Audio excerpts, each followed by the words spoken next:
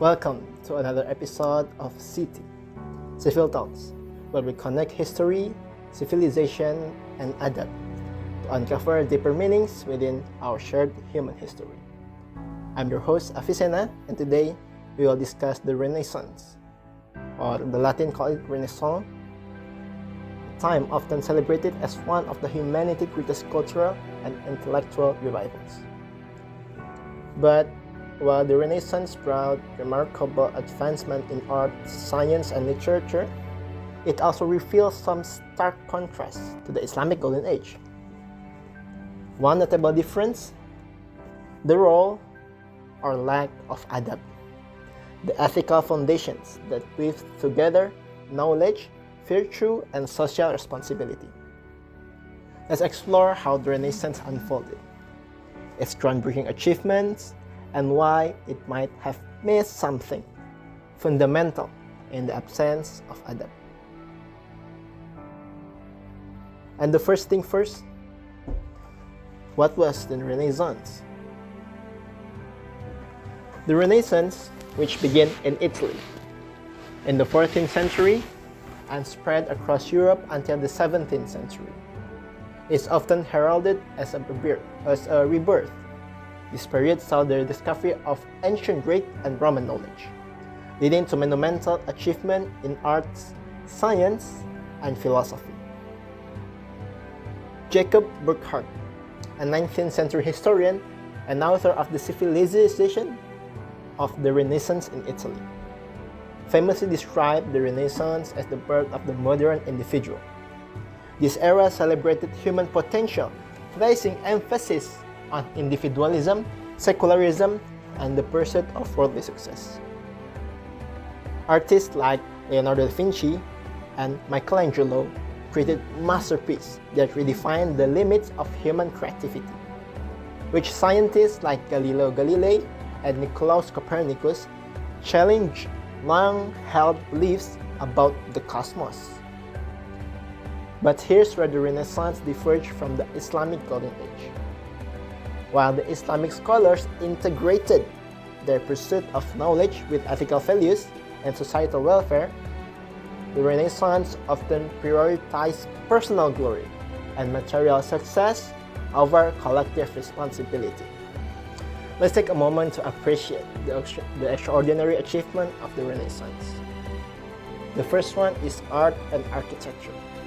The Renaissance is synonymous with artistic and brilliance. Works like Mona Lisa and the Sistine Chapel ceiling are still celebrated today for their technical mastery and emotional depth. However, much of this art was funded by wealthy patrons, often for personal or political gain. E.H. Gombrich, in his book The Story of Art, notes that Renaissance art was deeply tied to the pursuit of fame and fortune, contrasting sharply with the Islamic tradition of avoiding ego-driven creation, as seen in their focus on calligraphy and geometric art. The second one is science and exploration.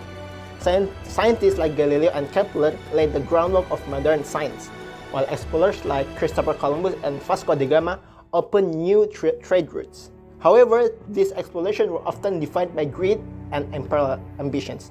As Noam Chomsky points out in The Imperial Legacy, the Renaissance scientific advancements were frequently used to justify colonialism, leading to exploitation and suffering in the name of progress. The third one is the humanism and philosophy. Renaissance humanism placed humanity at the center of existence, championing individual achievement. Yet, this focus on human potential often came at the expense of spiritual or ethical consideration. According to Anthony Grafton, a historian of Renaissance Europe, the Renaissance often neglected the moral and ethical dimension of knowledge, focusing instead on its practical and material benefits. Let's continue to the lack of adab in the Renaissance. Let's address the elephant in the room, the lack of adab during the Renaissance. Unlike the Islamic Golden Age, where scholars like Al-Farabi and Ibn Sina emphasized the ethical application of knowledge, the Renaissance often pursued knowledge for personal gain or power. This absence of adab manifested in several ways. The first one is the ego-driven achievement. The Renaissance glorified individualism, with many creators seeking fame and recognition. In contrast, the Islamic Golden Age emphasized humility and the belief that all knowledge ultimately came from the God. And the second one, the ethical blind spots. The Renaissance advancement in navigation and science were used to justify colonialism and exploitation. The Islamic Golden Age, on the other hand, focused on fostering equitable trade and cultural exchange. The third one is the secular focus. While the Renaissance was a reaction against the dominance of church, it often swung too far in the opposite direction, sidelining spiritual and moral consideration. As Syed Hossein Nasr, a renowned scholar of Islamic philosophy, notes in his book Science and Civilization Islam, the Islamic tradition sees knowledge as a sacred to be used for the betterment of society and the soul. This sacred dimension was often absent in the Renaissance. The Renaissance lack of adab highlights an important lesson. Knowledge without ethics can lead to progress, but it also can result in exploitation and inequality. And now let's compare these two civilizations. How do we compare the Renaissance with the Islamic Golden Age? The first one, I'd say the integration of knowledge and ethics. The Islamic Golden Age seamlessly integrated knowledge with ethical principles.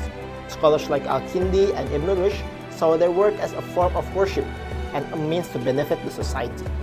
Meanwhile, the Renaissance often treated knowledge as a tool of personal or national power. The second one is impact on society.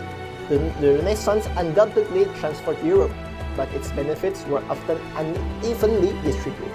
The Islamic Golden Age, by contrast, emphasized inclusivity, with institutions like the House of Wisdom in Baghdad welcoming scholars from all backgrounds. The third one is legacy. While both eras have left indelible marks on human history, the Renaissance legacy is double-edged sword, bringing both enlightenment and exploitations.